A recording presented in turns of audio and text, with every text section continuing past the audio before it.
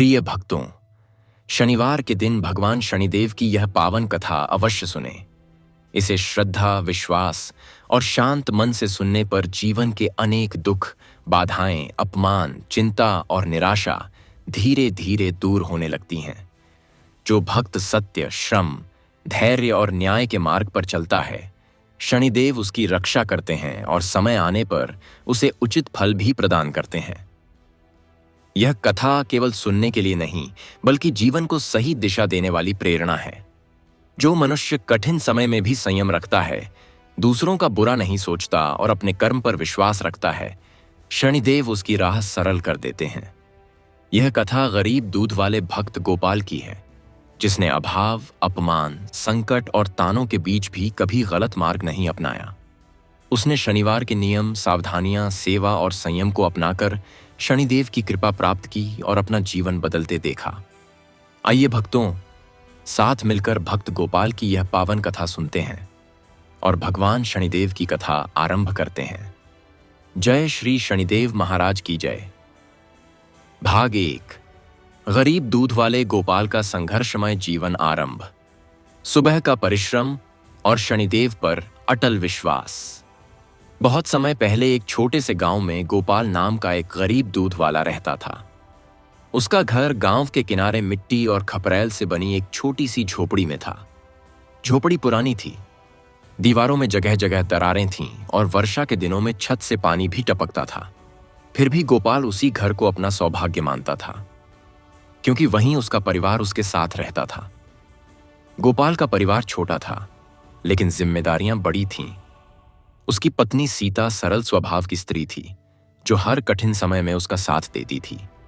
2 छोटे बच्चे थे, जिनकी परवरिश, भोजन और भविष्य की चिंता हर समय गोपाल के मन में रहती थी। घर में धन नहीं था, साधन नहीं थे, पर मेहनत और ईमानदारी का दीप उसके मन में हमेशा जलता रहता था। गोपाल का जीवन आसान नहीं था। वह रोज रात पूरी होने से पहले ही उठ जाता था। जब गांव के अधिकतर लोग गहरी नींद में होते, तब गोपाल अपनी आंखें खोलकर दिन की शुरुआत कर देता। ठंडी हवा चलती, चारों ओर अंधेरा होता, लेकिन वह बिना आलस किए उठ खड़ा होता। सबसे पहले वह अपने छोटे से आंगन को साफ करता, फिर पानी छिड़ककर जगह को स्वच्छ बनाता। उसके बाद वह हाथ मुंह धोकर शनिदेव का स्मरण करता। वह दोनों हाथ जोड़कर कहता कि हे प्रभु, आज का दिन भी मुझे सत्य और परिश्रम के मार्ग पर चलाने की शक्ति देना। यह उसकी रोज की विधि थी। उसके बाद वह अपने दूध के बर्तनों को अच्छी तरह धोता। वह मानता था कि जिस काम से परिवार का पालन होता है, उस काम में शुद्धता और सावधानी सबसे आवश्यक है।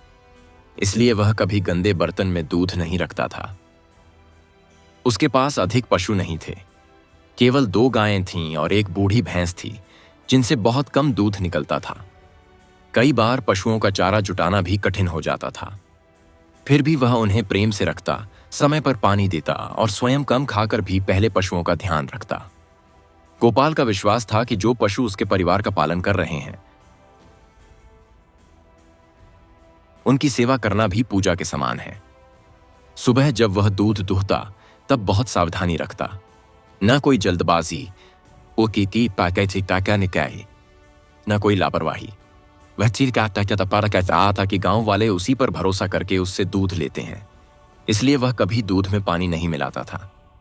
कई लोग उसे समझाते कि थोड़ा पानी मिला दिया कर, ज्यादा कमाई होगी। लेकिन गोपाल मुस्कुराकर कहता कि झूठ से भरा धन कभी घर में शांति नहीं लाता। दूध दुहने के बाद वह बड़े मटके में दूध भरता, उसे कपड़े से ढकता और कंधे पर बांस रखकर दोनों ओर बर्तन लटका लेता। फिर वह घर घर दूध देने निकल पड़ता। रास्ता आसान नहीं था। गांव की गलियां ऊबड़ खाबड़ थीं, कहीं कीचड़, कहीं पत्थर, कहीं धूल भरे रास्ते। कई बार पैर फिसलते फिसलते बचते, कई बार तेज धूप में सिर चकराने लगता, लेकिन गोपाल बिना शिकायत अपना काम करता रहता। कुछ घरों में लोग समय पर पैसे दे देते, कुछ घरों में उधार चलता रहता। कई बार महीने भर बाद भी पैसे नहीं मिलते। फिर भी वह झगड़ा नहीं करता था। वह कहता था कि जरूरतमंद पर कठोरता नहीं करनी चाहिए। घर लौटते समय जब उसकी झोली में कम पैसे होते, तब भी वह निराश नहीं होता। वह सोचता कि आज कम मिला है तो कल अधिक मिलेगा, लेकिन भीतर ही भीतर उसे चिंता सताती रहती थी। बच्चों की पढ़ाई कैसे होगी, घर का खर्च कैसे चलेगा, चारा कहां से आएगा, पुराने कर्ज कैसे उतरेंगे। ये सब प्रश्न हर दिन उसके साथ चलते थे। उसकी पत्नी कई बार कहती कि इतना सीधा बनकर क्या मिलेगा, लोग पैसे दबा लेते हैं, फिर भी तुम कुछ नहीं कहते। गोपाल शांत स्वर में उत्तर देता कि क्रोध से कभी बरकत नहीं आती। शनिवार का दिन उसके लिए विशेष होता था। उस दिन वह और अधिक सावधानी रखता। सुबह जल्दी उठकर स्नान करता, घर और आंगन को अच्छे से साफ करता, लोहे के बर्तनों को चमकाता, फिर शनिदेव का स्मरण करता। वह उस दिन किसी से कठोर वचन नहीं बोलता था। वह बच्चों को भी सिखाता कि शनिवार को झूठ नहीं बोलना चाहिए, मचाता है, किसी गरीब का अपमान नहीं करना चाहिए और मेहनत से भागना नहीं चाहिए। उसके बच्चे अभी छोटे थे, लेकिन पिता की बातें ध्यान से सुनते थे। एक दिन गोपाल दूध लेकर चौपाल के पास से गुजर रहा था। वहां कुछ लोग बैठे बातें कर रहे थे। उनमें से एक ने हंसते हुए कहा कि गोपाल, इतनी मेहनत करके क्या मिलेगा, थोड़ा चालाक बनो, थोड़ा मिलावट करो, तभी घर सुधरेगा। दूसरा बोला कि ईमानदारी से कभी कोई अमीर नहीं बना। यह सुनकर कुछ लोग हंसने लगे। गोपाल ने उनकी ओर देखा, मुस्कुराया और शांत स्वर में कहा कि अमीरी केवल धन से नहीं होती, मन की नींद भी अमीरी होती है। यह कहकर वह आगे बढ़ गया। लोग कुछ देर चुप रह गए। उन्हें लगा था कि वह क्रोधित होगा, पर उसने सरल उत्तर दिया। शाम को जब वह घर लौटा तो देखा कि बच्चे सूखी रोटी खाकर बैठे हैं। घर में सब्जी नहीं थी। पत्नी ने थोड़ा नमक और प्याज रख दिया। गोपाल ने बिना शिकायत वही भोजन किया। भोजन करते समय उसने बच्चों से कहा कि कमी का समय मनुष्य को मजबूत बनाता है। रात को जब सब सो गए, तब गोपाल बाहर आंगन में बैठा आकाश देखने लगा। तारों से भरा आकाश शांत था, लेकिन उसके मन में तूफान था। वह सोच रहा था कि कब तक यह संघर्ष चलेगा, लेकिन अगले ही क्षण उसने स्वयं को संभाला और मन ही मन शनिदेव का नाम लिया। उसने निश्चय किया कि चाहे परिस्थिति कैसी भी हो, वह गलत मार्ग नहीं अपनाएगा। उसे क्या पता था कि उसके जीवन की असली परीक्षा अभी शुरू भी नहीं हुई थी और आने वाले दिनों में शनिदेव उसके धैर्य, सत्य और कर्म को परखने वाले थे। भाग 2। ग्राहकों की कमी, खाली लौटते बर्तन, घर की चिंता और गोपाल के धैर्य की दूसरी परीक्षा। गोपाल का जीवन पहले से ही संघर्षों से भरा था, पर आने वाले दिनों में उसकी कठिनाइयां और बढ़ने लगीं। गांव में कई नए दूध बेचने वाले लोग आने लगे थे। कुछ लोग शहर से सस्ता दूध लाते, कुछ लोग पानी मिलाकर अधिक मात्रा में बेचते और कुछ ग्राहक को कम दाम देकर अपनी ओर खींच लेते। ऐसे लोगों के कारण गोपाल जैसे ईमानदार व्यक्ति की कमाई दिन प्रतिदिन घटने लगी। पहले जहां उसके अधिकांश बर्तन सुबह खाली हो जाया करते थे, अब कई बार आधा दूध वापस लौट आता था। जब वह सुबह घर से निकलता, तब उसके मन में आशा होती कि आज शायद बिक्री ठीक हो जाएगी। वह हर घर पर विनम्रता से आवाज देता, लोगों का हाल पूछता और साफ बर्तनों में दूध नाप कर देता। लेकिन कई घरों से उत्तर मिलने लगा कि आज जरूरत नहीं है, दूसरे से ले लिया है या कल ले लेंगे। ऐसे शब्द सुनकर उसका मन भीतर से टूटता, पर चेहरे पर वह कभी दुख नहीं दिखाता था। वह मुस्कुराकर आगे बढ़ जाता। कई बार वह सोचता कि क्या ईमानदारी सचमुच घाटे का सौदा है, पर अगले ही क्षण स्वयं को रोक लेता। उसे लगता कि मन में ऐसी शंका रखना भी गलत है। उसका विश्वास था कि सत्य का फल देर से मिलता है, पर मिलता अवश्य है। उस दिन भी वह सुबह 4 बजे उठ गया था। ठंडी हवा चल रही थी और गांव अब भी नींद में डूबा था। गोपाल ने सबसे पहले आंगन साफ किया, फिर पशुओं को चारा पानी दिया और बर्तनों को बांस पर लटका कर निकल पड़ा। पहले घर पर केवल आधा सेर दूध लिया गया। दूसरे घर से कहा गया कि अब वे दूसरे व्यापारी से लेते हैं। तीसरे घर पर उधार का पुराना हिसाब याद दिलाया गया, पर पैसे फिर नहीं मिले। धीरे धीरे सूरज ऊपर चढ़ गया, पर गोपाल के 2 बड़े बर्तन अब भी भरे हुए थे। वह चौपाल के पास बैठ गया और कुछ देर चुपचाप अपने बर्तनों को देखता रहा। उसे ऐसा लग रहा था जैसे उसके श्रम की कीमत कोई नहीं समझ रहा। तभी वहां दो आदमी बातें करते हुए आए। एक ने दूसरे से कहा कि जो लोग मिलावट करते हैं वही कमाते हैं, सीधा आदमी तो बस मेहनत करता रह जाता है। चला है। गोपाल ने उनकी बात सुन ली, पर कुछ नहीं बोला। वह जानता था कि संसार हर समय न्यायपूर्ण नहीं होता। घर लौटते समय उसके कदम भारी थे। बर्तनों में बचा दूध अब बेचने योग्य नहीं रहा था। धूप चढ़ चुकी थी और इतना समय निकल जाने के बाद वह दूध जल्दी खराब हो सकता था। घर पहुंचकर उसने बचे हुए दूध से दही जमाने को रख दिया ताकि कुछ तो उपयोग हो सके। पत्नी सीता ने जब बर्तन भरे देखे तो उसका चेहरा उतर गया। उसने धीमे स्वर में पूछा कि आज भी बिक्री कम रही क्या? गोपाल ने शांत स्वर में कहा कि आज गांव में लोगों ने कम लिया। सीता का धैर्य अब टूटने लगा था। उसने कहा कि कब तक ऐसा चलेगा?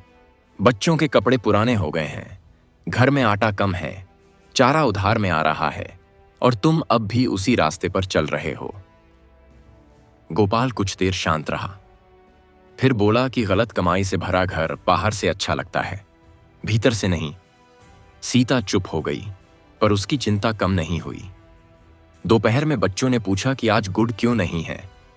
सीता ने बात टाल दी। गोपाल ने बच्चों को हंसाकर दूसरी ओर लगा दिया, पर उसके मन में चुभन रह गई। उसे सबसे अधिक पीड़ा तब होती थी जब अभाव बच्चों तक पहुंचता था। शाम को वह फिर पशुओं के लिए चारा लेने निकला। रास्ते में बनिए ने उसे रोक लिया और पुराने उद्धार का हिसाब याद दिलाया। उसने कहा कि अब बिना पैसे के दाना नहीं मिलेगा। गोपाल ने विनम्रता से कुछ दिन की मोहलत मांगी। बनिए ने अनमने मन से थोड़ी मात्रा दे दी। गोपाल ने धन्यवाद किया और बोरी कंधे पर रखकर लौट आया। रात को भोजन में सूखी रोटी और पतली दाल थी। सब चुपचाप खा रहे थे। घर में शब्द कम थे, चिंता अधिक थी। भोजन के बाद गोपाल ने बच्चों को पास बैठाया और कहा कि कठिन समय आने पर मनुष्य को डरना नहीं चाहिए। उसने उन्हें सिखाया कि मेहनत छोड़ देना सबसे बड़ी हार होती है। बड़ा बेटा पूछ बैठा कि पिताजी, यदि हम भी पानी मिलाकर दूध बेचें तो ज्यादा पैसा आ जाएगा क्या? यह सुनकर गोपाल का हृदय कांप उठा। उसे लगा कि अभाव अब बच्चों के विचारों तक पहुंच रहा है। उसने बेटे को अपने पास बिठाकर कहा कि बेटा, कम भोजन खाकर सो जाना आसान है, पर गलत कमाई खाकर चैन से सोना कठिन है। उसने समझाया कि विश्वास एक बार टूट जाए तो फिर जीवन भर नहीं जुड़ता। बेटा चुपचाप सुनता रहा।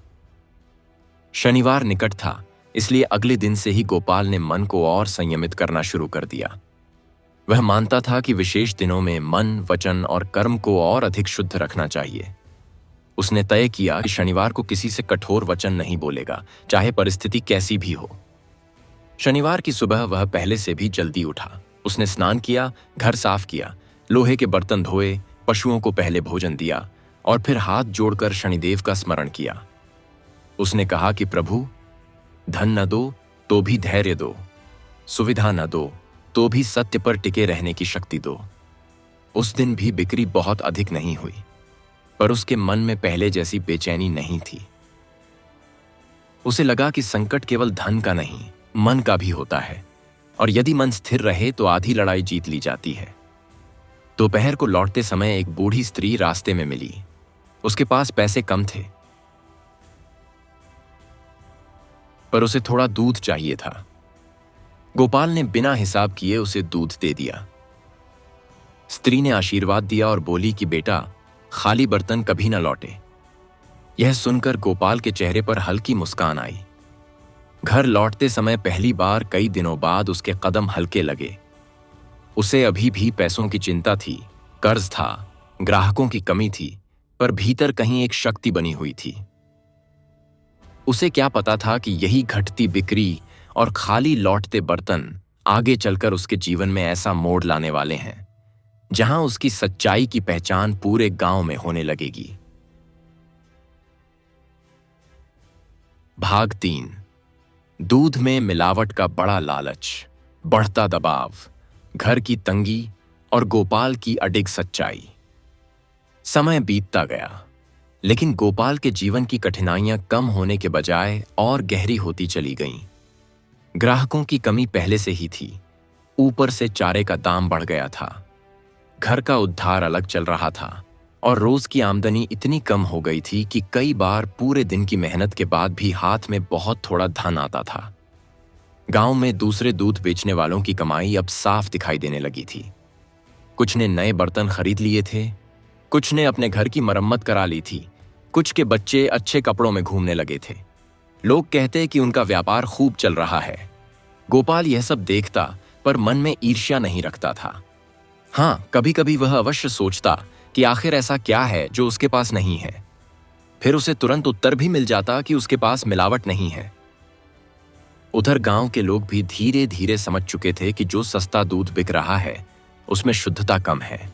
फिर भी कम दाम और अधिक मात्रा देखकर कई लोग उसी ओर चले जाते थे।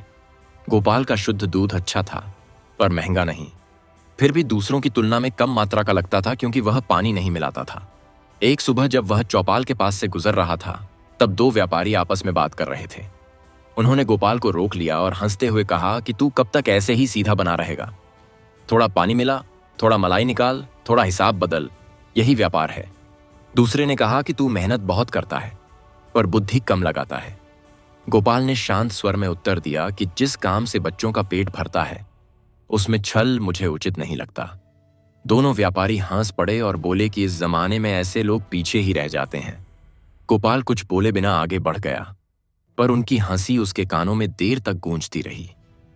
उस दिन घर लौटने पर पत्नी सीता ने कहा कि आटा समाप्त होने वाला है, तेल भी बहुत कम बचा है, बच्चों के चप्पल टूट चुके हैं और बनिए ने उधार देने से मना कर दिया है। उसकी आवाज में शिकायत कम और चिंता अधिक थी। उसने धीरे से कहा कि मैं तुम्हें गलत काम करने को नहीं कहती, पर यदि थोड़ा पानी मिला देने से घर चल सकता है तो इतना कठोर मत बनो। यह सुनकर गोपाल चुप हो गया। बाहर वालों से ऐसी बात सुनना अलग था पर अपनी पत्नी से सुनना अलग। वह जानता था कि सीता लालच से नहीं, मजबूरी से ऐसा कह रही है। उस रात वह बहुत देर तक जागता रहा। बच्चे सो चुके थे। झोपड़ी के एक कोने में धीमी हवा आ रही थी और बाहर सन्नाटा था। गोपाल आंगन में बैठा मिट्टी की जमीन को देख रहा था। उसके मन में बड़ा संघर्ष चल रहा था। क्या सचमुच थोड़ा पानी मिलाना इतना बड़ा अपराध है? क्या परिवार को अभाव में रखना सही है? क्या सच्चाई का अर्थ यह है कि अपने ही बच्चों को कमी में रखा जाए? इन प्रश्नों ने उसके मन को हिला दिया। लेकिन फिर उसे अपने पिता की बात याद आई जो कहा करते थे कि कम कमाओ पर ऐसा कमाओ जिसे खाते समय सिर झुकाना न पड़े। यही स्मरण उसके डगमगाते मन को संभालने लगा। सुबह होते ही वह फिर जल्दी उठा। उसने पशुओं को चारा दिया, बर्तन धोए और दूध दुहने बैठ गया। दूध के बड़े मटके को देखते हुए उसके मन में फिर वही विचार आया। यदि आज वह केवल 2 घड़े पानी मिला दे तो उसकी कमाई लगभग दोगुनी हो सकती है। उसके हाथ कुछ क्षणों के लिए ठहर गए। पास ही पानी से भरी बाल्टी रखी थी। उसने बाल्टी की ओर देखा, फिर दूध की ओर देखा। उसी समय भीतर से बच्चे की आवाज आई, पिताजी आज जल्दी आना। गोपाल का मन कांप उठा। उसे लगा जैसे यह आवाज केवल बच्चे की नहीं, उसकी अंतरात्मा की भी है। उसने तुरंत बाल्टी दूर सरका दी, फिर दोनों हाथ जोड़कर मन ही मन शनिदेव को प्रणाम किया और कहा कि प्रभु, आज मेरी परीक्षा थी, मुझे बचा लिया। उस दिन वह शुद्ध दूध लेकर निकला। रास्ते में एक ग्राहक ने कहा कि दूसरे वाले अधिक मात्रा देते हैं, तू भी कुछ सोच। गोपाल मुस्कुराकर बोला कि मैं कम दे सकता हूं पर गलत नहीं दे सकता। ग्राहक ने पहले तो मना किया पर बाद में उसी से दूध ले लिया। धीरे धीरे कुछ लोगों को समझ आने लगा कि गोपाल के दूध में भरोसा है। हालांकि ग्राहक अभी भी कम थे पर जो लेते थे विश्वास से लेते थे। दोपहर को लौटते समय उसे एक बूढ़े शिक्षक मिले। उन्होंने कहा कि बेटा, इस गांव में लोग कीमत पूछते हैं पर एक दिन गुणवत्ता पूछेंगे। यह सुनकर गोपाल के मन को थोड़ी शक्ति मिली। घर लौटकर उसने सीता को सारी बात बताई कि कैसे आज वह डगमगा गया था पर स्वयं को रोक लिया। सीता की आंखें भर आईं। उसने कहा कि मैंने मजबूरी में कहा था पर तुम्हारा धर्म मत टूटने देना। उस दिन दोनों ने साधारण भोजन किया पर मन में बोझ कम था।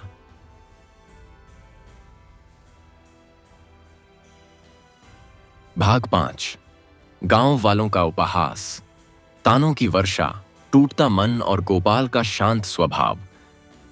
मटका टूटने की घटना के बाद गोपाल का जीवन और कठिन हो गया था। नया बड़ा मटका खरीदने के लिए उसके पास धन नहीं था, इसलिए वह छोटे बर्तनों में ही दूध लेकर निकलता था।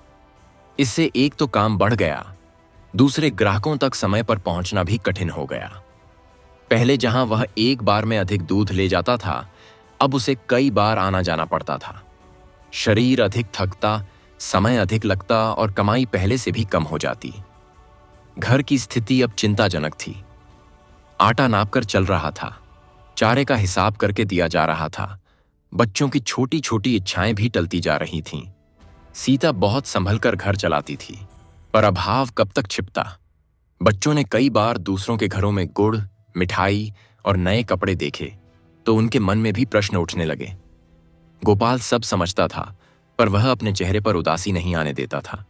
वह जानता था कि यदि पिता ही टूट जाए तो घर की दीवारें अपने आप हिलने लगती हैं। एक सुबह वह छोटे मटकों में दूध लेकर गांव की ओर निकला।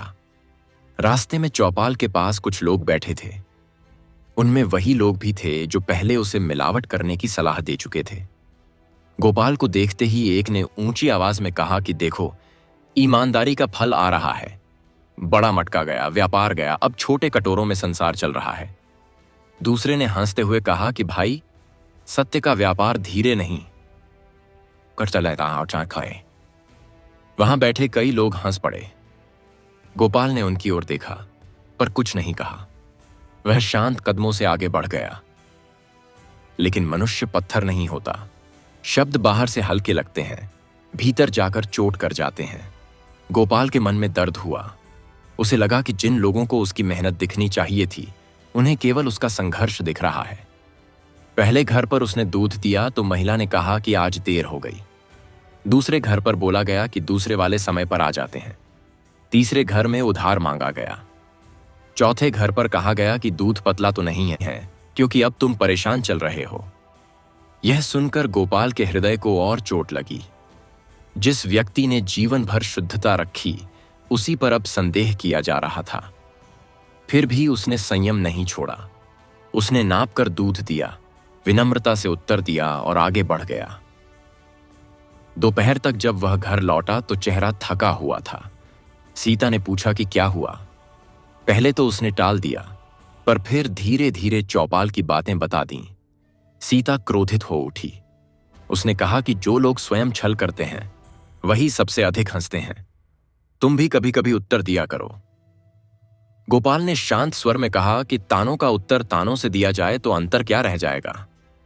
सीता चुप हो गई, पर उसका मन दुखी था। शाम को बड़ा बेटा बाहर खेलकर लौटा।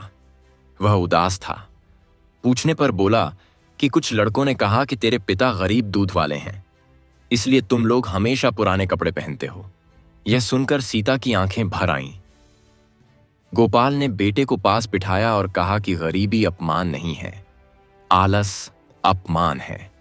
पुराने कपड़े शर्म नहीं है, झूठ से कमाया वस्त्र शर्म है। उसने बेटे से कहा कि मनुष्य का मूल्य उसके वस्त्रों से नहीं, उसके चरित्र से होता है। बेटा चुपचाप सुनता रहा। उसके चेहरे पर धीरे धीरे शांति आने लगी। अगले दिन गोपाल फिर निकला। उसने सोचा कि अब चौपाल वाले रास्ते से नहीं जाएगा, पर फिर स्वयं को रोक लिया। यदि वह रास्ता बदल लेता तो लोग समझते कि वह डर गया, इसलिए वह उसी मार्ग से गया। आज भी कुछ लोग बैठे थे। एक ने कहा कि गोपाल, आज कितनी कमाई हुई? 2 मुट्ठी या 4 मुट्ठी। दूसरा बोला कि हमारे कहे अनुसार चल लेता तो आज घर अच्छा होता। गोपाल इस बार रुका। सबको लगा कि वह उत्तर देगा। उसने केवल इतना कहा कि जिस घर की नींव सत्य पर होती है, वह देर से बनता है, पर टिकता बहुत है। यह कहकर वह आगे बढ़ गया। कुछ क्षणों के लिए वहां सन्नाटा छा गया। शब्द छोटे थे, पर असर गहरा था। धीरे धीरे गांव के कुछ समझदार लोग गोपाल को अलग दृष्टि से देखने लगे।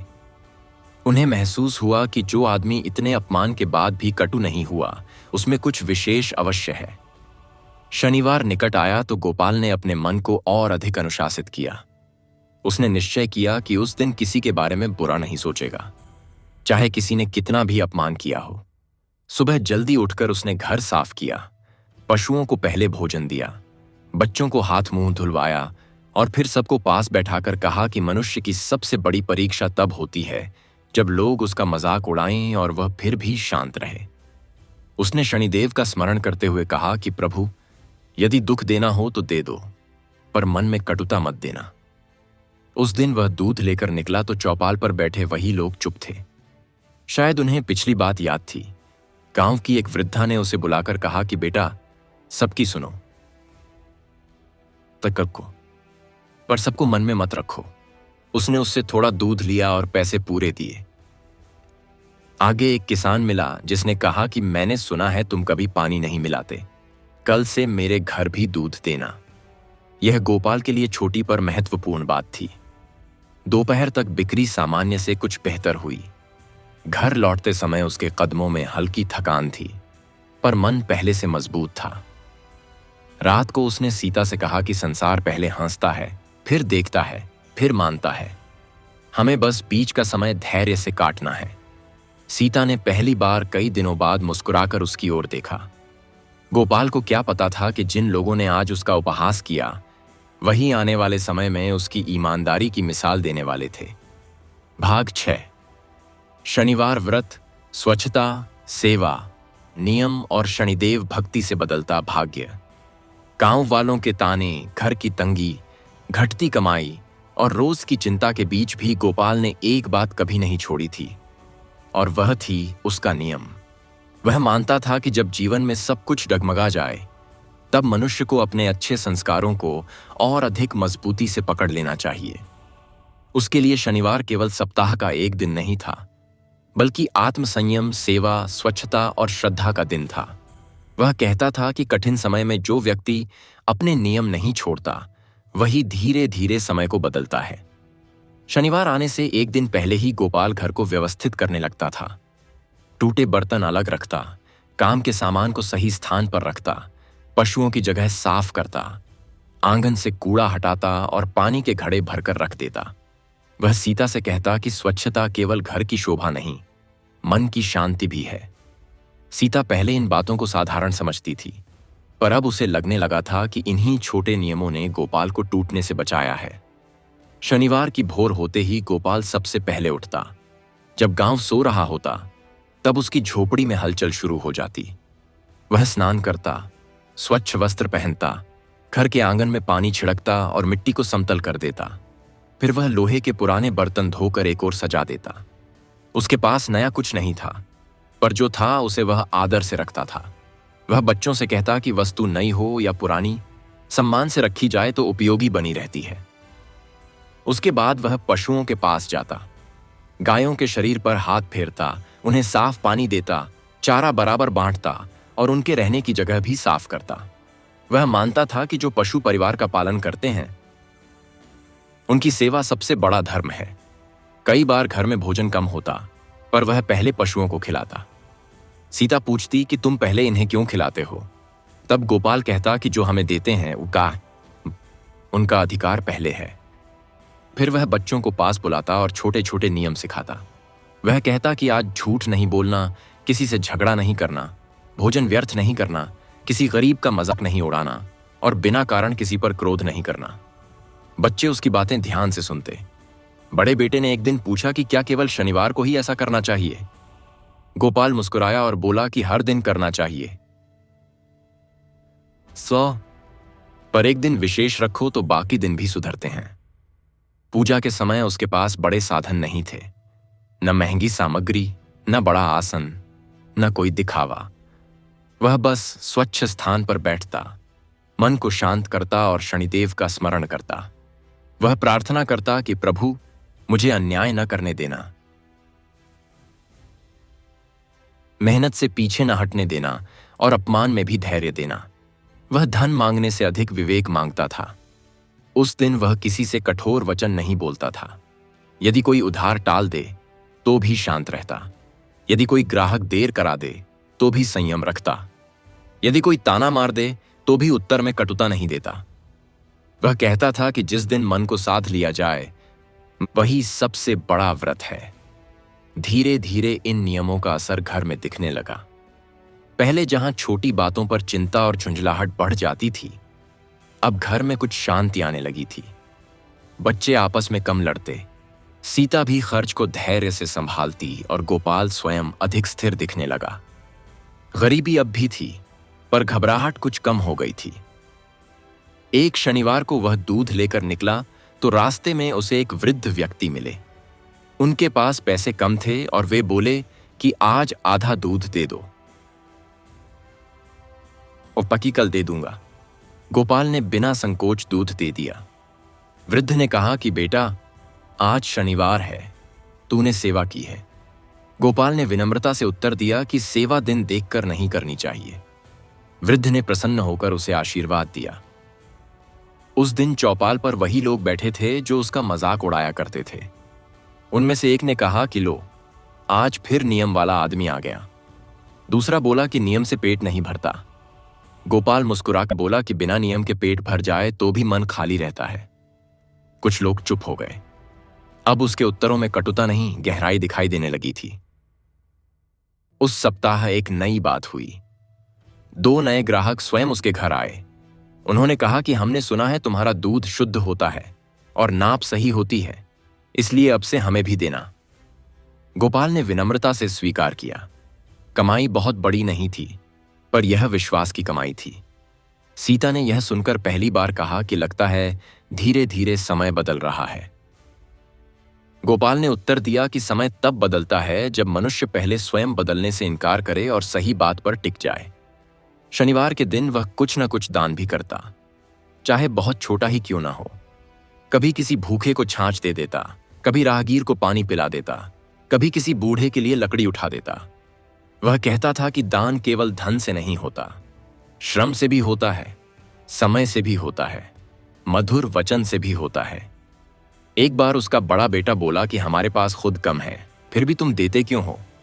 गोपाल ने समझाया कि जो थोड़ा होते हुए भी बांटता है, उसका मन कभी दरिद्र नहीं होता। जिसके पास बहुत हो और फिर भी बांटे नहीं, वह भीतर से गरीब है। यह बात बच्चे के मन में बैठ गई। उस रात जब सब सो गए, गोपाल बाहर बैठा आकाश देख रहा था। उसे लग रहा था कि कठिनाइयां अभी समाप्त नहीं हुईं, पर भीतर कुछ बदल चुका है। पहले वह हर संकट से डर जाता था, अब वह हर संकट को सहने लगा था। पहले वह केवल कमाई की चिंता करता था, अब वह चरित्र की रक्षा को भी उतना ही महत्वपूर्ण मानता था। कुछ ही दिनों बाद गांव के लोगों ने ध्यान देना शुरू किया कि गोपाल के घर में अभाव होते हुए भी झगड़ा कम है, बच्चे विनम्र हैं, पशु स्वस्थ हैं और वह स्वयं हर दिन पहले से अधिक शांत दिखाई देता है। लोग सोचने लगे कि इसमें ऐसी कौन सी बात है जो कठिनाई में भी इसे टूटने नहीं देती। गोपाल को क्या पता था कि उसके यही नियम, यही शनिवार की श्रद्धा, यही सेवा और यही संयम आगे चलकर ऐसी घटना का कारण बनने वाले हैं जहां पूरे गांव के सामने उसकी ईमानदारी और भाग्य दोनों चमक उठेंगे। भाग 7। रास्ते में मिला धन लौटाकर गोपाल की ईमानदारी, गांव में चर्चा और भाग्य का पहला संकेत। शनिवार के नियम, स्वच्छता, सेवा और धैर्य ने गोपाल के मन को मजबूत बना दिया था, पर जीवन की कठिनाइयां अभी पूरी तरह समाप्त नहीं हुई थीं। घर में अब भी तंगी थी, कमाई सीमित थी और पुराने उधार धीरे धीरे ही उतर रहे थे। फिर भी अब उसके भीतर पहले जैसी घबराहट नहीं रहती थी। वह हर सुबह उठता, अपने काम में लग जाता और मन ही मन यही मानता कि सच्चाई का मार्ग भले धीमा हो, पर व्यर्थ नहीं होता। उस सप्ताह गांव में हाट लगने वाला था। हाट के दिनों में दूध की मांग कुछ बढ़ जाती थी, इसलिए गोपाल ने सोचा कि यदि आज बिक्री ठीक हो गई तो घर के लिए थोड़ा अतिरिक्त राशन लिया जा सकेगा। उसने सुबह बहुत सावधानी से दूध दुहा, बर्तन साफ किए, माप के पात्र धोए और समय से पहले ही निकल पड़ा।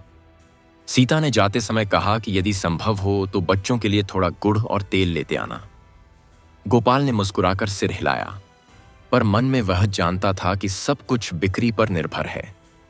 रास्ता गांव के बाहर वाले पुराने पथ से होकर जाता था, वही पथ जहां कभी उसका मटका टूटा था। आज वह और अधिक सावधानी से चल रहा था।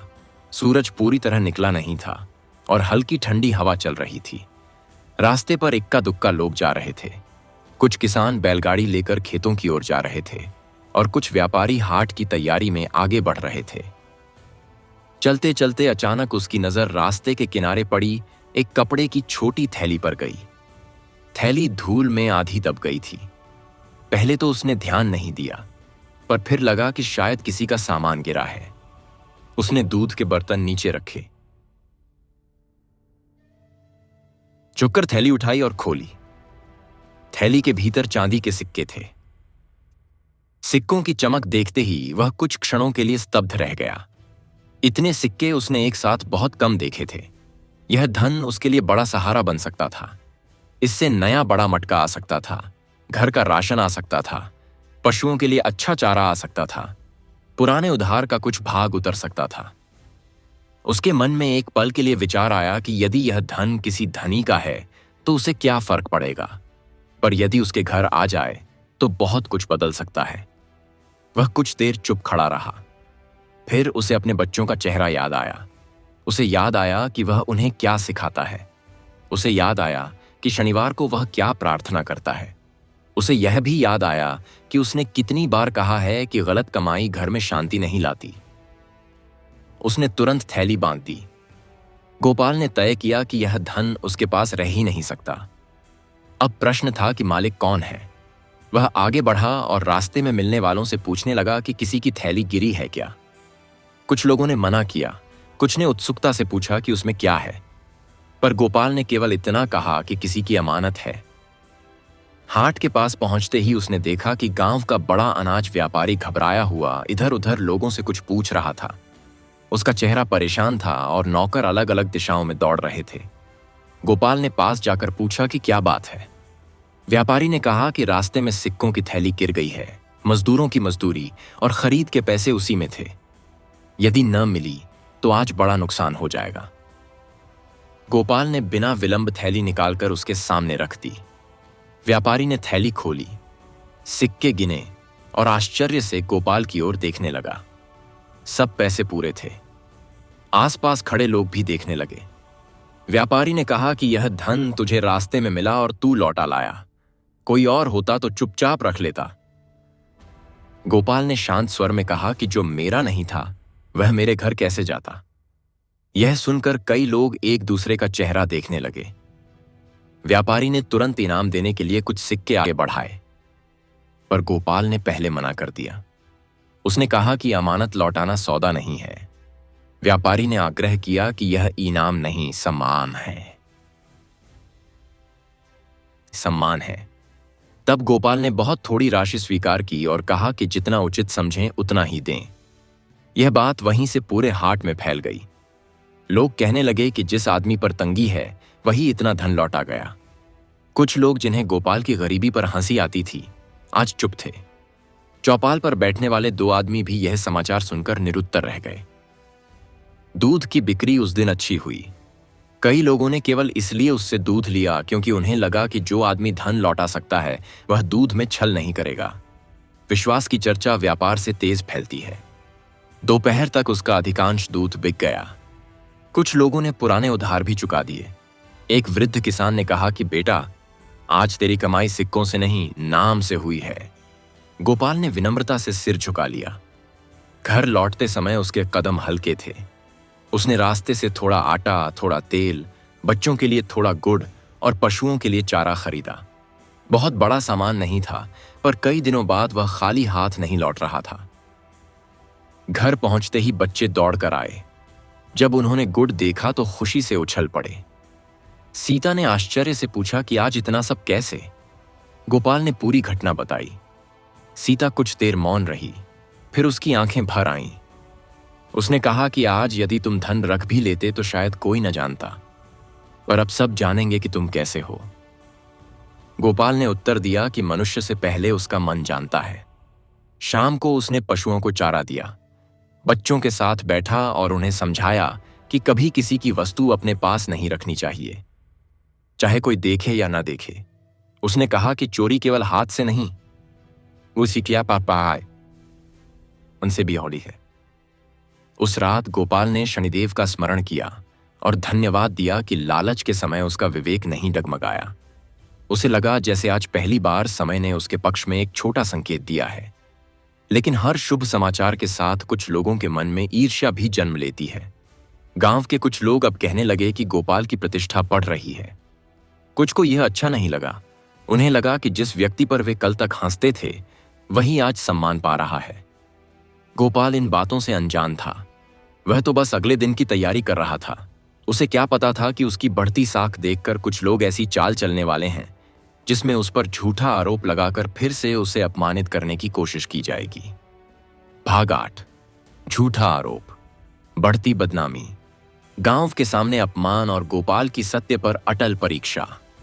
रास्ते में मिली धन की थैली लौटाने के बाद गोपाल का नाम पूरे गांव और आसपास के लोगों में सम्मान से लिया जाने लगा था। जो लोग पहले उसकी गरीबी पर हंसते थे, अब वही लोग उसकी ईमानदारी की चर्चा करने लगे थे। कई नए ग्राहक उससे दूध लेने आने लगे। कुछ पुराने लोग भी लौट आए। उसकी कमाई बहुत अधिक नहीं हुई थी, पर विश्वास की कमाई अवश्य बढ़ी थी। यही बात कुछ लोगों को अच्छी नहीं लगी। चौपाल पर बैठने वाले 2-3 लोग जो पहले उसका मजाक उड़ाते थे, अब भीतर ही भीतर जलने लगे। उन्हें लगता था कि जिस व्यक्ति को वे तुच्छ समझते थे वही अब लोगों की नजरों में बड़ा बन रहा है। उनमें से एक का नाम रघु था। वह चालाक स्वभाव का था और अक्सर दूसरों को नीचे दिखाकर स्वयं ऊपर दिखने की कोशिश करता था। दूसरा माखन था, जो हर बात में आग लगाने का काम करता था। एक दिन चौपाल पर बैठे बैठे रघु ने कहा कि यह सब दिखावा है, कोई इतना सीधा नहीं होता, जरूर कोई चाल है। माखन बोला कि जब तक आदमी की परीक्षा न हो तब तक सच्चाई कैसे मानी जाए। दोनों ने मन ही मन निश्चय किया कि गोपाल को फिर से लोगों की नजरों में गिराना है। उधर गोपाल अपने काम में लगा था।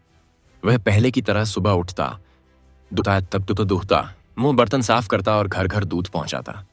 सम्मान बढ़ने पर भी उसके स्वभाव में घमंड नहीं आया था। वह वही सरल, विनम्र और श्रमिक व्यक्ति बना रहा।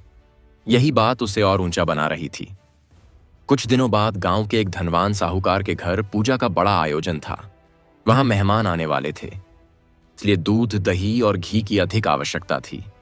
साहूकार ने गोपाल सहित कई लोगों से सामान मंगवाया। गोपाल ने समय पर शुद्ध दूध पहुंचा दिया और आगे अपने काम पर निकल गया। उसी दिन दोपहर में साहूकार के घर से खबर फैली कि उनके आंगन से चांदी का एक कटोरा गायब हो गया है। घर में हलचल मच गई। नौकरों से पूछताछ होने लगी। आने जाने वालों की सूची बनाई गई। कुछ लोग कहने लगे कि सुबह कई बाहरी लोग आए थे। तभी रघु ने धीरे से कहा कि सुबह दूध देने गोपाल भी आया था। माखन ने तुरंत बात बढ़ाई कि हां, वही तो सबसे पहले अंदर गया था। बस फिर क्या था? कुछ ही देर में गांव में कानाफूसी शुरू हो गई कि शायद गोपाल ने कटोरा उठा लिया। जिन लोगों ने कल तक उसकी प्रशंसा की थी, उनमें से कुछ लोग बिना सोचे फिर संदेह करने लगे। यही संसार का स्वभाव है। लोग अच्छाई धीरे मानते हैं, बुराई जल्दी मान लेते हैं। शाम को जब गोपाल दूध बांटकर लौट रहा था, तब चौपाल पर भीड़ देख उसने कदम रोके। तभी रघु ने ऊंची आवाज में कहा कि लो, आ गया ईमानदारी का देवता। साहूकार का कटोरा कहां छिपाया है? गोपाल एकदम रुक गया। उसे कुछ समझ नहीं आया। उसने शांत स्वर में पूछा कि कैसी बात कर रहे हो? माखन बोला कि आज साहूकार के घर से चांदी का कटोरा गायब हुआ है और सुबह तू वहां गया था। अब गांव को जवाब दे। आसपास खड़े लोग देखने लगे। कुछ लोग चुप थे, कुछ संदेह से देख रहे थे। गोपाल के लिए यह क्षण अत्यंत पीड़ादायक था। कुछ ही दिनों पहले लोग उसी की ईमानदारी की मिसाल दे रहे थे और आज बिना प्रमाण उसे चोर कहा जा रहा था। उसने दृढ़ स्वर में कहा कि मैंने जीवन में कभी किसी की वस्तु नहीं ली। मैं दूध देकर बाहर आ गया था। रघु हंसते हुए बोला कि हर चोर यही कहता है। यह सुनकर कुछ लोग भी हंस पड़े। गोपाल का चेहरा लाल हो गया, पर उसने स्वयं को संभाल लिया। यदि वह क्रोध करता तो लोग उसी को दोष मानते। उसने गहरी सांस ली और कहा कि यदि मुझ पर संदेह है तो मेरे घर की तलाशी ले लो। यह सुनकर कुछ लोग चौंक गए। जो दोषी होता वह स्वयं तलाशी की बात नहीं करता। फिर भी भीड़ साथ आए तो उसके साथ झोपड़ी तक गई। सीता घबरा गई। बच्चे डरकर मां से चिपक गए। घर का एक एक कोना देखा गया। पुराने बर्तन, अनाज का डिब्बा, कपड़ों की गठरी, टूटी चारपाई, सब देखा गया। कहीं कुछ नहीं मिला। फिर भी रघु बोला कि कहीं और छिपाया होगा। सीता की आंखों में आंसू आ गए। उसने कहा कि गरीब हैं तो क्या, चोर नहीं है। गोपाल ने उसे शांत रहने का संकेत दिया। उस रात घर का वातावरण भारी था। बच्चे सहमे हुए थे। बड़ा बेटा बोला कि पिताजी, लोग आपको ऐसा क्यों कह रहे हैं? गोपाल ने उसे पास बिठाकर कहा कि बेटा, जब आदमी ऊपर उठने लगता है तो कुछ लोग उसे नीचे खींचना चाहते हैं, इसलिए सत्य वाले को धैर्य भी रखना पड़ता है। सीता ने दुखी होकर कहा कि कब तक हर बार परीक्षा होगी? गोपाल ने धीमे स्वर में उत्तर दिया कि जब तक समय चाहेगा तब तक, पर हम अपना मार्ग नहीं छोड़ेंगे। अगले दिन भी वह समय पर उठा। बहुत लोग सोच रहे थे कि शायद शर्म के कारण वह बाहर नहीं निकलेगा, पर गोपाल ने अपने नियम नहीं छोड़े। उसने आंगन साफ किया, पशुओं को चारा दिया, बर्तन धोए और दूध लेकर निकल पड़ा। कुछ घरों ने आज दूध नहीं लिया। कुछ ने कहा कि मामला साफ हो जाए तब देखेंगे। यह उसकी कमाई पर सीधा आघात था। फिर भी उसने किसी से शिकायत नहीं की। शनिवार निकट था। उस दिन उसने विशेष रूप से मन को स्थिर किया। उसने बच्चों को कहा कि यदि लोग झूठ बोलें तो हमें भी झूठ बोलने की अनुमति नहीं मिल जाती। यदि लोग अपमान करें तो हमें अपना सम्मान नहीं छोड़ना चाहिए। उसने शनिदेव का स्मरण कर प्रार्थना की कि प्रभु, मेरी रक्षा धन से नहीं, से करना कहा है। गांव में चर्चा अब भी चल रही थी। कुछ लोग गोपाल के पक्ष में थे, कुछ विरोध में, और कुछ तमाशा देख रहे थे। साहूकार स्वयं भी उलझन में था, क्योंकि कोई प्रमाण नहीं मिला था। गोपाल रात को आंगन में बैठा आकाश देख रहा था। मन में पीड़ा थी, पर पछतावा नहीं। उसे विश्वास था कि सत्य देर से बोलता है, पर मौन नहीं रहता। उसे यह नहीं पता था कि कटोरा गायब होने की असली कहानी बहुत जल्द सामने आने वाली है, और वही लोग जिन्होंने उसे अपमानित किया था पूरे गांव के सामने सिर झुकाने वाले थे। भाग 9। सत्य प्रकट होना, असली दोषी पकड़ा जाना, गांव के सामने सम्मान और गोपाल की विनम्र विजय। झूठे आरोप के बाद गांव का वातावरण कई दिनों तक अशांत बना रहा। चौपाल पर जहां पहले सामान्य बातें होती थीं, अब हर चर्चा का विषय वही चांदी का कटोरा था। कोई कहता कि गोपाल जैसा आदमी ऐसा नहीं कर सकता। कोई कहता कि गरीब आदमी का मन कौन जानता है, और कुछ लोग केवल तमाशा देखकर आनंद लेते थे। संसार में न्याय से अधिक चर्चा कई बार आरोप की होती है। उधर गोपाल अपने जीवन का सबसे कठिन समय धैर्य से काट रहा था। कुछ ग्राहकों ने दूध लेना कम कर दिया था, कुछ ने उधार रोक दिया था, और कुछ लोग उसे देखकर फुसफुसाने लगते थे। जिन रास्तों पर वह पहले सम्मान से चलता था, अब वहीं संदेह की दृष्टियां उठती थीं। फिर भी उसने अपना काम नहीं छोड़ा। वह रोज समय पर उठता, पशुओं की सेवा करता, बर्तन साफ करता और दूध लेकर निकल पड़ता। सीता कई बार टूट जाती थी। वह कहती कि बिना दोष के अपमान सबसे बड़ा दुख है। गोपाल उसे समझाता कि जो दोषी नहीं होता उसका सबसे बड़ा सहारा समय होता है। वह कहता कि झूठ तेज दौड़ता है, पर सत्य दूर तक चलता है। उधर साहूकार भी चिंतित था। उसे गोपाल पर पूर्ण विश्वास तो नहीं था, पर संदेह भी पक्का नहीं था। कटोरा मिला नहीं था, घर की तलाशी में कुछ निकला नहीं था, और गोपाल का व्यवहार भी अपराधी जैसा नहीं था। उसने अपने नौकरों से अलग अलग पूछताछ शुरू कर दी। साहूकार के घर काम करने वाला एक नौकर था जिसका नाम भीमा था। वह कई दिनों से डरा डरा सा दिख रहा था। पहले लोग ध्यान नहीं दे रहे थे, पर अब साहूकार को उसकी घबराहट दिखने लगी। जब भी कटोरे की बात होती, वह नजरें चुराने लगता। एक सुबह साहूकार ने उसे अकेले बुलाकर पूछा कि सच बता, क्या तू कुछ जानता है? पहले तो वह मुकर गया, पर जब सख्ती हुई तो उसके हाथ कांपने लगे। अंत में वह रो पड़ा और बोला कि कटोरा उसने ही लिया था। उसने सोचा था कि मेहमानों की भीड़ में कोई पता नहीं लगाएगा, पर जब गोपाल का नाम सामने आया तो वह डर गया और चुप रहा। यह सुनते ही साहूकार क्रोध से भर उठा। उसे सबसे अधिक दुख इस बात का हुआ कि एक निर्दोष व्यक्ति की बदनामी उसके घर से शुरू हुई। उसने तुरंत गांव के कुछ सम्मानित लोगों को बुलाया और पूरी बात बताई। फिर आदेश दिया कि भीमा कटोरा लेकर सबके सामने सच स्वीकार करे। दोपहर होते होते चौपाल पर भीड़ इकट्ठी हो गई। वही स्थान जहां कुछ दिन पहले गोपाल का अपमान हुआ था, आज फिर लोगों से भर गया। रघु और माखन भी वहां मौजूद थे, पर उनके चेहरों पर पहले जैसी अकड़ नहीं थी। उन्हें लगा कि कुछ बड़ा होने वाला है। थोड़ी देर बाद साहूकार आया। उसके पीछे भीमा सिर झुकाए चल रहा था। उसके हाथ में कपड़े में लिपटा वही चांदी का कटोरा था। साहूकार ने ऊंची आवाज में कहा कि आज गांव के सामने सत्य रखा जाएगा।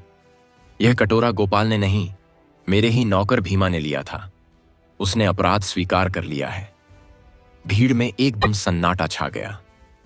कुछ लोग एक दूसरे को देखने लगे, कुछ ने शर्म से सिर झुका लिया। रघु और माखन के चेहरे उतर गए। जिन लोगों ने सबसे तेज आवाज में आरोप लगाए थे, अब वे मौन थे। उसी समय किसी ने गोपाल को बुलाने भेजा। वह दूध बांटकर लौट रहा था। जब वह चौपाल पहुंचा तो भीड़ अपने आप दो भागों में हट गई। कुछ दिन पहले यही भीड़ उसे घेर रही थी, आज वही उसे रास्ता दे रही थी। साहूकार उसके सामने आया और बोला कि गोपाल, तुझ पर झूठा संदेह हुआ। मेरे घर से तेरी बदनामी हुई, इसके लिए मैं क्षमा चाहता हूं। गोपाल कुछ क्षण शांत खड़ा रहा। उसके लिए यह क्षण केवल सम्मान का नहीं, पीड़ा के अंत का था। रघु और माखन से लोग उत्तर मांगने लगे। वे दोनों पहले इधर उधर की बात करने लगे, फिर चुप हो गए। अंत में रघु ने धीमे स्वर में कहा कि हमने जल्दबाजी की। माखन ने भी सिर झुका लिया। भीड़ चाहती थी कि गोपाल उन्हें कठोर उत्तर दे। कई लोगों ने कहा कि अब इन्हें सबक मिलना चाहिए, पर गोपाल ने शांत स्वर में कहा कि जो स्वयं अपनी गलती समझ जाए, उसे अपमानित करने से क्या लाभ। उसके शब्द सुनकर लोग और भी प्रभावित हुए। जिस व्यक्ति को अपमान मिला था, वह क्षमा की बात कर रहा था। साहूकार ने सम्मान स्वरूप उसे कुछ धन देना चाहा, पर गोपाल ने बहुत विनम्रता से कहा कि यदि देना ही है तो आगे से किसी गरीब पर बिना प्रमाण संदेह मत कीजिए। यह सुनकर चौपाल पर बैठे वृद्ध लोग भी उसकी प्रशंसा करने लगे। फिर भी साहूकार ने आग्रह करके उसके हाथ में कुछ उचित धन रख दिया और कहा कि यह तेरी सहनशीलता और सच्चाई का सम्मान है। इस बार गोपाल ने स्वीकार कर लिया, क्योंकि वह समझ गया था कि यह दया नहीं ही का पैसा है। उस दिन गांव के कई लोग पहली बार उसके घर स्वयं गए। कुछ ने पुराने उधार चुका दिए, कुछ ने आगे से दूध लेने का वचन दिया, कुछ केवल क्षमा मांगने पहुंचे। सीता की आंखों में खुशी के आंसू थे। उसने इतने दिनों का बोझ जैसे एक साथ उतरता महसूस किया। बड़ा बेटा बोला कि पिताजी, अब सब आपको अच्छा कह रहे हैं। गोपाल मुस्कुराकर बोला कि बेटा, लोगों की बात बदलती रहती है, पर मनुष्य का स्वभाव नहीं बदलना चाहिए। उस शाम उसने घर आकर सबसे पहले पशुओं को चारा दिया। फिर बच्चों को पास बैठाकर समझाया कि जब कोई झूठा आरोप लगाए तब घबराना नहीं चाहिए। यदि हम सत्य पर टिके रहें तो समय स्वयं हमारी ओर से बोलता है। उसने कहा कि सम्मान मांगने से नहीं, सहने से मिलता है। शनिवार आने वाला था। उस दिन उसने विशेष कृतज्ञता के साथ घर साफ किया, पशुओं की सेवा की और शनिदेव का स्मरण करते हुए कहा कि प्रभु, आपने मुझे क्रोध से बचाया। यही सबसे बड़ा उपकार है। उसने धन से अधिक संयम मिलने पर धन्यवाद दिया। अब गांव में उसका नाम अलग दृष्टि से लिया जाने लगा था। लोग कहते कि गोपाल केवल दूध वाला नहीं, चरित्र वाला आदमी है। कुछ लोग अपने बच्चों को उदाहरण देकर कहते कि ऐसे बनो। लेकिन जहां सम्मान बढ़ता है, वहां नई परीक्षाएं भी साथ चलती हैं। अधिक ग्राहक आने लगे थे, काम बढ़ने लगा था और कमाई भी पहले से बेहतर होने लगी थी। गोपाल को क्या पता था कि अब उसके जीवन में गरीबी की नहीं, बढ़ती सफलता की परीक्षा आने वाली है। भाग 10। व्यापार बढ़ना, बढ़ती कमाई, नई जिम्मेदारियां और गोपाल की विनम्रता की कठिन परीक्षा। सत्य प्रकट होने और झूठा आरोप मिट जाने के बाद गोपाल का जीवन धीरे धीरे बदलने लगा। गांव में अब उसका नाम सम्मान से लिया जाता था। जो लोग पहले उस पर संदेह करते थे, वे भी अब खुलकर उसकी ईमानदारी की प्रशंसा करने लगे थे। जिन घरों ने दूध लेना बंद कर दिया था, वे फिर लौट आए। कुछ नए ग्राहक भी जुड़ गए। लोग कहते कि कम मात्रा चलेगी, पर शुद्धता चाहिए। यह वही गांव था जहां कुछ समय पहले लोग उसके टूटे मटके और गरीबी पर हंसते थे। अब वही लोग उसके समय, नाप और व्यवहार की चर्चा करते थे। गोपाल के लिए यह परिवर्तन सुखद था, पर वह भीतर से सावधान भी था। उसने संघर्ष के दिन देखे थे, इसलिए वह अचानक मिले सम्मान और बढ़ती कमाई से बहकना नहीं चाहता था। अब सुबह उसका काम पहले से अधिक बढ़ गया था।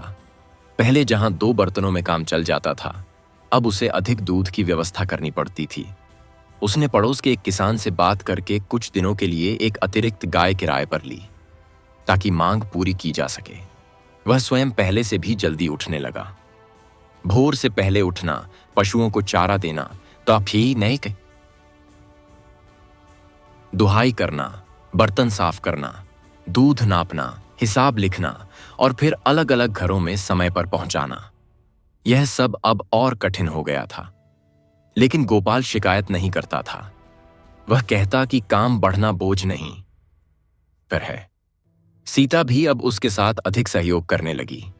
वह बर्तन साफ करती, दही जमाती, मक्खन निकालती और हिसाब रखने में मदद करती। घर में पहली बार ऐसा लगने लगा कि मेहनत का फल दिखने लगा है। बच्चों के लिए उसने छोटे छोटे नए कपड़े खरीदे। घर में आटा अब नाप कर नहीं चलाना पड़ता था। चारे की चिंता कुछ कम हुई। टूटे छप्पर की मरम्मत भी शुरू हुई। लेकिन यहीं से जीवन की एक नई परीक्षा आरंभ हुई। जहां पहले अभाव की परीक्षा थी, अब सुविधा की परीक्षा थी। कुछ लोग गोपाल के पास आने लगे और तरह तरह की सलाह देने लगे। कोई कहता कि अब थोड़ा पानी मिलाकर ज्यादा ग्राहक पकड़ ले। कोई कहता कि दाम बढ़ा दे, लोग नाम देखकर खरीदेंगे।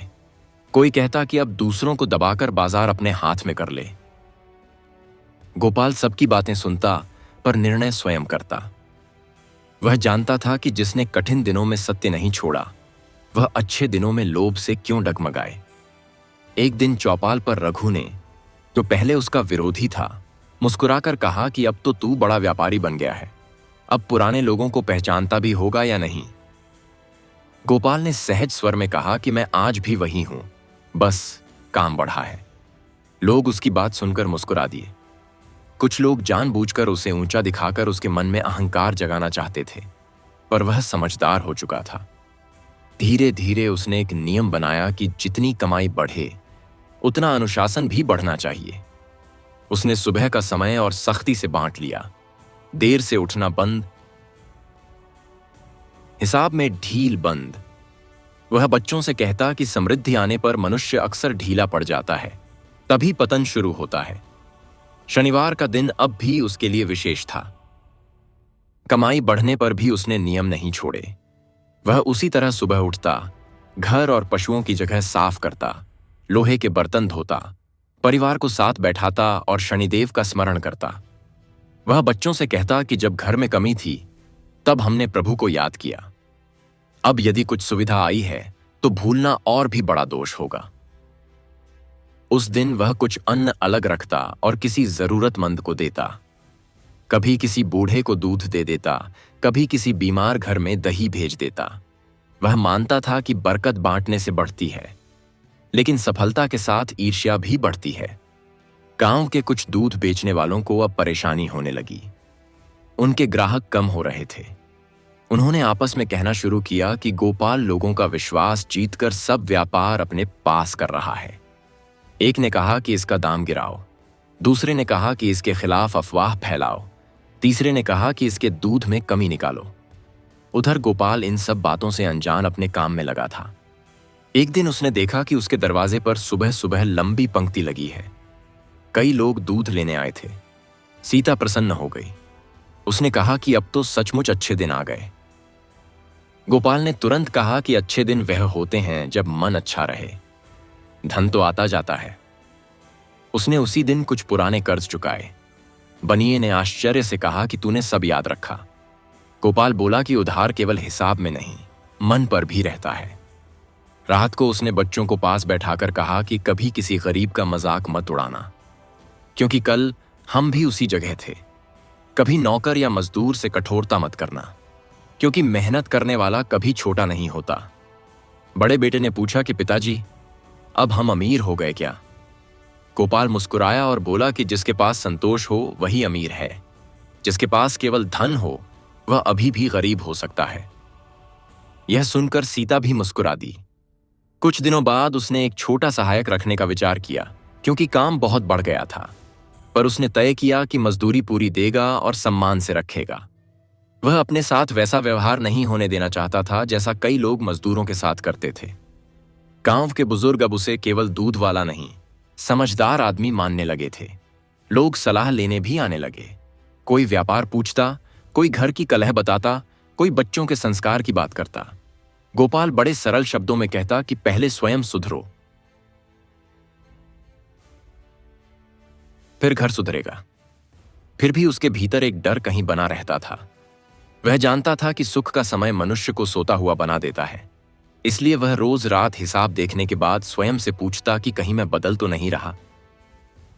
शनिवार की रात उसने आकाश की ओर देखकर प्रार्थना की कि प्रभु, यदि धन देना हो तो दे दो, पर अभिमान मत देना। यदि सम्मान देना हो तो दे दो, पर दूसरों को छोटा समझने का दोष मत देना।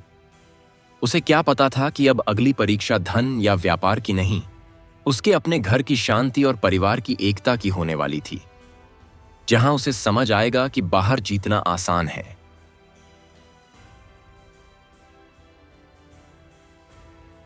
भीतर जीतना कठिन। भाग 11। घर में बढ़ता मतभेद, रिश्तों में तनाव, धन का प्रभाव और गोपाल की परिवार बचाने की परीक्षा। व्यापार बढ़ने, कमाई सुधरने और गांव में सम्मान मिलने के बाद गोपाल के घर की बाहरी स्थिति अवश्य बदल गई थी। पर हर परिवर्तन अपने साथ नई चुनौतियां भी लाता है। पहले जहां घर में केवल अभाव की चिंता थी, अब सुविधा के साथ विचारों का अंतर भी आने लगा था। जब जीवन कठिन होता है तब सब लोग मिलकर संघर्ष करते हैं, पर जब स्थिति सुधरती है तब इच्छाएं अलग अलग दिशाओं में बढ़ने लगती हैं। यही समय परिवार की असली परीक्षा का होता है। गोपाल पहले की तरह सरल जीवन चाहता था। वह मानता था कि मेहनत से कमाया धन सोच समझकर खर्च होना चाहिए। वह चाहता था कि पहले पुराने कर्ज पूरे उतरें, फिर पशुओं की व्यवस्था सुधरे, घर की छत मजबूत बने, बच्चों की शिक्षा पर ध्यान दिया जाए और थोड़ा धन भविष्य के लिए बचाया जाए। सीता की सोच कुछ अलग थी। उसने वर्षों तक कमी देखी थी। उसने बच्चों को अधूरी इच्छाओं में बड़ा होते देखा था। वह चाहती थी कि अब घर में कुछ अच्छा सामान आए, बच्चे अच्छे कपड़े पहने, त्योहार पर मिठाई खुले मन से बने, और जो सुख वर्षों तक नहीं मिले अब उनका स्वाद लिया जाए। दोनों गलत नहीं थे, पर दोनों की दिशा अलग थी। धीरे धीरे छोटी बातें चर्चा से तकरार बनने लगीं। एक दिन सीता ने कहा कि पड़ोस में सबके घर नई चारपाई आ गई है, हमारे घर भी ले आओ। गोपाल ने उत्तर दिया कि पहले पुराने कर्ज पूरे चुका लें। सीता बोली कि कर्ज तो चलता रहेगा, क्या जीवन भर बस हिसाब ही करते रहोगे? गोपाल चुप हो गया।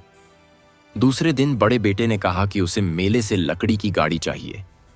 गोपाल ने कहा कि अगले महीने लेंगे। बच्चे ने नाराज होकर कहा कि अब पैसे होते हुए भी नहीं दिलाते। यह सुनकर गोपाल को चोट लगी। वह सोचने लगा कि अभाव में बच्चे समझदार थे, सुविधा आते ही अधीर क्यों हो गए? घर में पहले कम चीजें थीं, इसलिए झगड़े भी कम थे। अब वस्तुएं बढ़ीं तो अपेक्षाएं भी बढ़ने लगीं। सीता कभी कभी कहती कि तुम अब भी वैसे ही रहते हो जैसे पहले गरीब थे। गोपाल उत्तर देता कि जो गरीब दिनों को भूल जाता है वह फिर उन्हें जल्दी देखता है। एक शाम हिसाब करते समय उसने देखा कि पिछले कुछ सप्ताह में खर्च आय से तेज बढ़ा है। कहीं बच्चों के कपड़े, कहीं घर की छोटी सजावट, कहीं मेहमानों की खातिर, कहीं न पापाटा, कहीं अनावश्यक खरीद। उसे चिंता हुई। उसने धीरे से सीता से कहा कि थोड़ा संयम रखना होगा। सीता को यह बात अच्छी नहीं लगी। उसने कहा कि जब कुछ नहीं था तब मैंने चुपचाप साथ दिया, अब थोड़ा अच्छा चाहूं तो भी हिसाब सामने रख देते हो। गोपाल मौन हो गया। वह जानता था कि सीता का दर्द भी वास्तविक है, लेकिन घर चलाने का संतुलन भी आवश्यक था। रात को वह बाहर आंगन में बैठा देर तक सोचता रहा। उसे लगा कि बाहर के लोगों से लड़ना आसान था, क्योंकि वहां सत्य और असत्य स्पष्ट दिखते थे। घर में बात अलग थी। यहां सब अपने थे, सबकी भावनाएं थीं और हर व्यक्ति स्वयं को सही समझता था। अगले दिन उसने बच्चों को देखा कि वे छोटी बात पर आपस में झगड़ रहे हैं। पहले जो खिलौना नहीं था उसका दुहक था, अब जो है उसी को लेकर विवाद था। उसने महसूस किया कि घर में धन तो आया पर शांति थोड़ी कम हो गई। शनिवार निकट था। गोपाल ने सोचा कि इस बार वह केवल पूजा नहीं करेगा, घर की दिशा भी सुधारेगा। शनिवार की सुबह वह पहले से अधिक जल्दी उठा। उसने आंगन साफ किया, पशुओं को चारा दिया, बर्तन व्यवस्थित किए और फिर पूरे परिवार को साथ बैठाया। बच्चे समझ नहीं पा रहे थे कि आज पिताजी कुछ गंभीर हैं। गोपाल ने शांत स्वर में कहा कि हमने गरीबी देखी है, इसलिए समृद्धि को पहचानना सीखो। समृद्धि का अर्थ केवल सामान नहीं, मन की शांति भी है। यदि घर में वस्तुएं बढ़ें और प्रेम घट जाए तो वह लाभ नहीं, हानि है। सीता चुपचाप सुन रही थी। उसने आगे कहा कि मैं तुम्हारी इच्छाओं के विरुद्ध नहीं हूं। मैं भी चाहता हूं कि बच्चे अच्छे रहें, घर अच्छा लगे, जीवन सरल बने। पर यदि हम बिना सोच खर्च करेंगे तो फिर वही पुराने दिन लौट सकते हैं। फिर उसने बच्चों की ओर देखकर कहा कि चीजें मांगना गलत नहीं कहें, पर प्रतीक्षा करना सीखो। जो बिना इंतजार सब पा लेता है वह मूल्य समझना छोड़ देता है। बड़े बेटे ने धीरे से पूछा कि क्या हम गलत हैं? गोपाल ने तुरंत कहा कि नहीं, हम सब सीख रहे हैं। उसकी यह बात सुनकर वातावरण हल्का हो गया। सीता की आंखें नम हो गईं। उसने कहा कि मैंने वर्षों तक कमी देखी, इसलिए मन जल्दी भरना चाहता है। गोपाल ने उसकी ओर देखकर कहा कि मैं जानता हूं और मैंने डर देखा है, इसलिए मन जल्दी बचाना चाहता है। दोनों पहली बार एक दूसरे की जड़ समझ पाए। उस दिन गोपाल बाजार गया और बिना फिजूल खर्ची के कुछ आवश्यक वस्तुएं लाया। बच्चों के लिए साधारण अच्छे कपड़े, घर के लिए मजबूत रस्सी, रसोई के लिए नया पात्र और सीता के लिए सादा पर सुंदर कपड़ा। सीता ने समझ लिया कि गोपाल कंजूस नहीं, जिम्मेदार है। शाम को घर में लंबे समय बाद सहज हंसी सुनाई दी।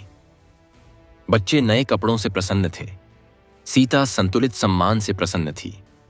गोपाल इस बात से प्रसन्न था कि बिना झगड़े समाधान हुआ। रात को उसने बच्चों को फिर समझाया कि घर की ताकत कमाई से नहीं, एकता से होती है। उसने कहा कि बाहर का आदमी यदि विरोध करे तो घर संभाल सकता है, पर यदि घर ही बिखर जाए तो कोई सहारा नहीं बचता। गांव में लोग अब भी उसके व्यापार की चर्चा करते थे, पर गोपाल समझ चुका था कि सबसे बड़ा व्यापार संबंधों का है। उसमें लाभ तभी होता है जब विश्वास बना रहे। कुछ दिनों तक घर में शांति बनी रही। खर्च सोच समझकर होने लगा। बच्चों ने भी हर चीज तुरंत मांगना कम किया। सीता हिसाब में हाथ फंटाने लगी।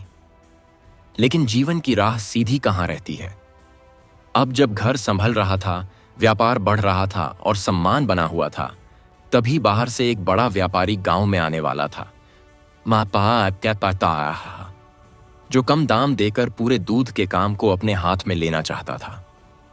गोपाल को क्या पता था कि अगली परीक्षा उसके घर की नहीं, उसके ईमानदार व्यापार के अस्तित्व की होने वाली थी। भाग 12। बाहरी व्यापारी का आगमन, सस्ते दाम का लालच, गांव का डगमगाता विश्वास और गोपाल के व्यापार की बड़ी परीक्षा। घर के भीतर का मतभेद शांति में बदलने लगा था। सीता अब खर्च सोच समझकर करती थी। बच्चे भी प्रतीक्षा का मूल्य समझने लगे थे और गोपाल के मन में यह संतोष था कि परिवार टूटने के बजाय और मजबूत हुआ है। व्यापार भी ठीक चल रहा था। नियमित ग्राहक बढ़ चुके थे, पशु स्वस्थ थे और धीरे धीरे पुराने कठिन दिन पीछे छूटते प्रतीत हो रहे थे। पर जीवन में स्थिरता आते ही नई परीक्षा अक्सर द्वार पर खड़ी मिलती है। एक सुबह गांव में खबर फैली कि पास के कस्बे से एक बड़ा व्यापारी आया है। उसका नाम सेठ जगन्नाथ था। उसके पास कई भैंसें, मजदूर, बड़े बर्तन और गाड़ियां थीं। वह अलग अलग गांवों में सस्ते दाम पर दूध बेचकर ग्राहकों को अपने पक्ष में कर लेता था। बाद में जब लोग पुराने दूध वालों से दूर हो जाते, तब धीरे धीरे दाम बढ़ा देता। यह बात कुछ लोगों को पता थी, कुछ को नहीं। लेकिन गांव वालों के लिए पहली खबर बस इतनी थी, सस्ता दूध आया है। यही सुनते ही कई लोग उत्सुक हो उठे। दोपहर तक चौपाल पर चर्चा होने लगी। कोई कहता कि अब कम दाम में ज्यादा मिलेगा। कोई कहता कि बाहर वाला बड़ा व्यापारी है, उसका माल अच्छा होगा। कोई कहता कि पुराने लोगों को भी अब समझ आएगी। कुछ लोग केवल नई चीज देखने के उत्साह में थे। उधर गोपाल अपने काम में लगा था। उसने भी यह बात सुनी पर घबराया नहीं। उसने सोचा कि व्यापार में प्रतिस्पर्धा नई नहीं है। यदि उसका दूध शुद्ध है और व्यवहार सच्चा है तो लोग स्वयं समझेंगे। अगले दिन सुबह गांव के बाहर रंगी हुई बैलगाड़ी खड़ी दिखाई दी। बड़े बड़े चमकते बर्तन, साफ कपड़े पहने मजदूर, ऊंची आवाज में ग्राहकों को बुलाते लोग और कम दाम का ऐलान। गांव के कई लोग देखने पहुंच गए। कुछ लोगों ने उसी समय दूध खरीद लिया। कई लोगों ने कहा कि आज से यहीं से लेंगे। गोपाल जब अपने बर्तन लेकर निकला तो उसने देखा कि जिन घरों में वह रोज जाता था वहां कुछ लोगों ने कहा कि आज जरूरत नहीं है, कुछ ने कहा कि अभी बाहर वाले से लिया है, कुछ ने कहा कि अगर तुम भी दाम घटाओ तो सोचेंगे। उसके लिए यह कठिन क्षण था। वह जानता था कि वह कम दाम पर उतना नहीं बेच सकता क्योंकि वह पानी नहीं मिलाता, नाप कम नहीं करता और पशुओं को सही चारा देता है। सच्चाई की लागत होती है। शाम को जब वह घर लौटा तो दूध का कुछ भाग बचा हुआ था। पहले ऐसा कम होता था। सीता ने देखा तो समझ गई कि बात गंभीर है। उसने पूछा कि क्या सब लोग बाहर वाले से लेने लगे हैं? गोपाल ने शांत स्वर में कहा कि अभी उत्साह है, देखेंगे कितना टिकता है। लेकिन भीतर वह चिंतित था। यदि यह स्थिति लंबी चली तो पशुओं का खर्च, घर का खर्च और मजदूरी सब प्रभावित होंगे। अगले कुछ दिन और कठिन रहे। कई पुराने ग्राहक भी डगमगा गए। लोग तुलना करने लगे। कुछ लोग केवल दाम देखते हैं, चाहते हैं, गुणवत्ता बाद में समझते हैं। गांव में बातें होने लगीं कि गोपाल अब पहले जैसा नहीं चला पाएगा। कुछ विरोधी लोग मन ही मन प्रसन्न थे।